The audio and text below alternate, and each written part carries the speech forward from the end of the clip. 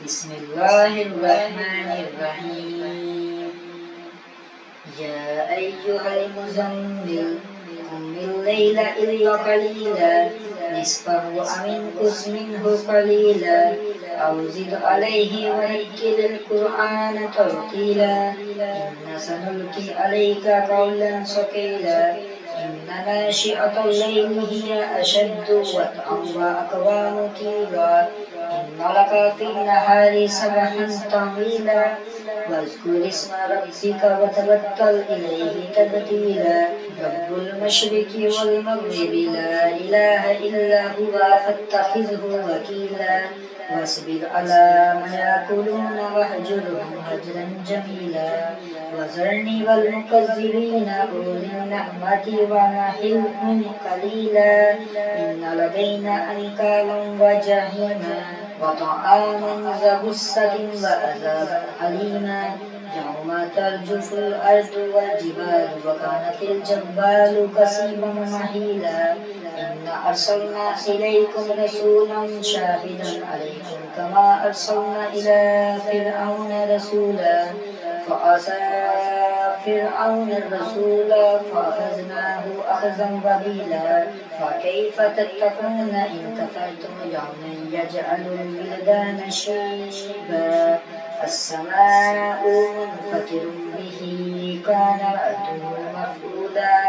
إن هذه تذكرة فمن شاء اتخذ إلى ربه سبيلا إن ربك يعلم أنك تقوم أدنى من ثلثي الليل ونصفه وثلثه وطائفات من الذين معك والله يقدر الليل والنهار علم أن لن تحصوه فتاب عليكم فاقرؤوا ما تيسر من القرآن علم أن سيكون منكم مرضى وآخرون يضربون في الأرض يبتغون من فضل الله وآخرون يقاتلون في سبيل الله فاقرؤوا ما تيسر منه وأقيموا الصلاة وآتوا الزكاة وأقرضوا الله قرضا حسنا وما تقدموا لأنفسكم من خير تجدوه عند الله هو خير وأعظم أجرا واستغفروا الله إن الله غفور رحيم۔ اللہ کے نام سے شروع جو نہایت مہربان ہمیشہ رحم فرمانے والا ہے۔ اے کملی کی جرمت والے حبیب، آپ رات کو نماز میں قیام فرمایا کریں مگر تھوڑی دیر کے لیے، آدھی رات یا اس سے تھوڑا کم کر دیں یا اس پر کچھ زیادہ کر دیں، اور قرآن خود ٹھہر ٹھہر کر پڑھا کریں۔ ہم عنقریب آپ پر ایک بھاری فرمان نازل کریں گے۔ بے شک رات کا اٹھنا نفس کو سخت پامال کرتا ہے اور دل و دماغ کی یکسوئی کے ساتھ زبان سے سیدھی بات نکالتا ہے۔ بے شک آپ کے لیے دن میں بہت سی مصروفیات ہوتی ہیں، اور آپ اپنے رب کے نام کا ذکر کرتے رہیں اور اپنے قلب و باطن میں ہر ایک سے ٹوٹ کر اسی کے ہو رہیں۔ وہ مشرق و مغرب کا مالک ہے، اس کے سوا کوئی معبود نہیں، سو اسی کو اپنا کارساز بنا لیں، اور آپ ان باتوں پر صبر کریں جو کچھ وہ کفار کہتے ہیں، اور نہایت خوبصورتی کے ساتھ ان سے کنارہ کش ہو جائیں، اور آپ مجھے اور جھٹلانے والے سرمایہ داروں کو انتقام لینے کے لیے چھوڑ دیں اور انہیں تھوڑی سی مہلت دے دیں تاکہ ان کے اعمال بد اپنی انتہا کو پہنچ جائے۔